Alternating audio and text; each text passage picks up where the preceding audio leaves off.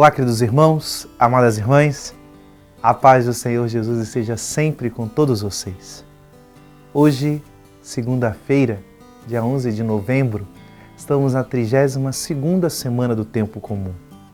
Meditaremos nesse momento no Evangelho de São Lucas, capítulo 17, de 1 a 6.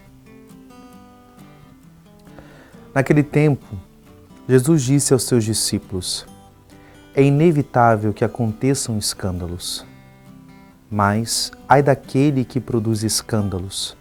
Seria melhor para ele que lhe amarrassem uma pedra de moinho no pescoço e o jogassem no mar, do que escandalizar um desses pequeninos. Prestai atenção.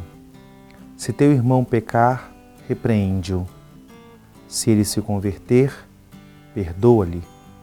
Se ele pecar contra ti 7 vezes num só dia, e 7 vezes vier a ti dizendo, estou arrependido, tu deves perdoá-lo.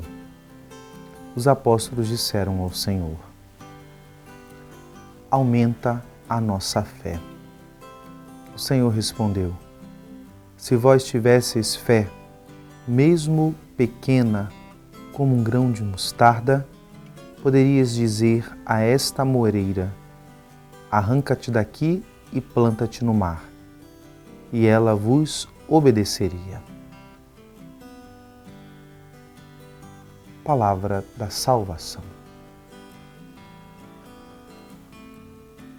Hoje no Evangelho nós temos uma oportunidade muito grande de crescermos, uma forma de uma maturidade espiritual que advém, que creio que é unida a uma maturidade humana também.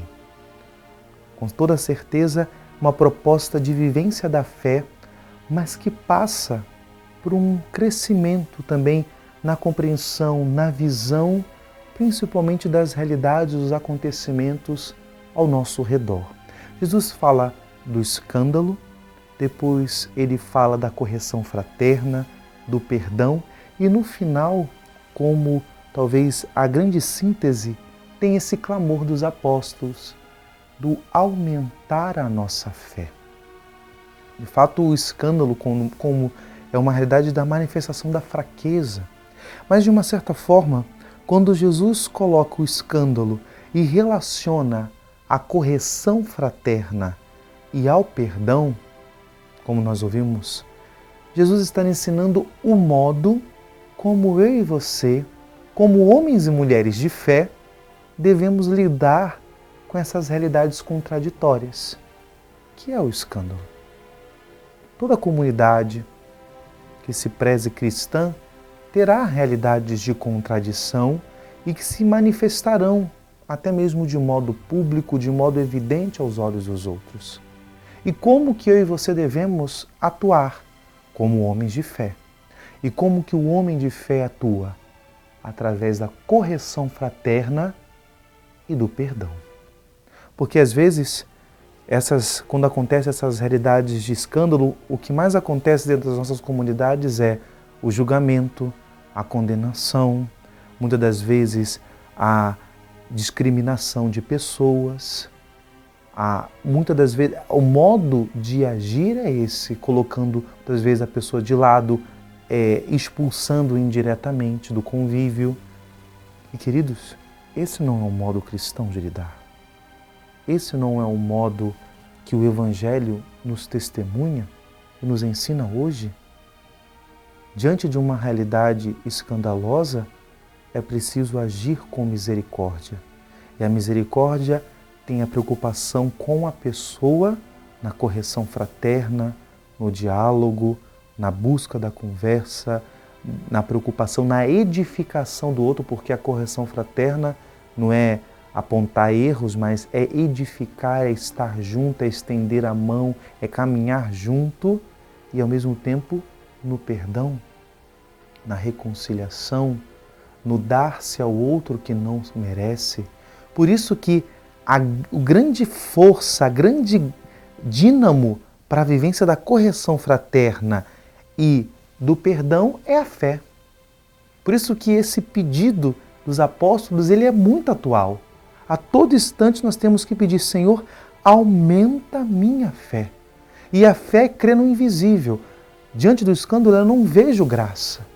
Diante do erro do irmão, muitas das vezes eu só vejo a desgraça. Mas como eu creio no invisível, eu creio numa graça que pode atuar e tudo transformar. Eu creio num Deus que tudo pode agir. Mesmo que eu não sinta, não perceba, mas Deus pode ainda agir. O escândalo do irmão, até o meu próprio, ele não é empecilho para que a graça de Deus deixe de agir. Por isso que devemos aumentar a nossa fé.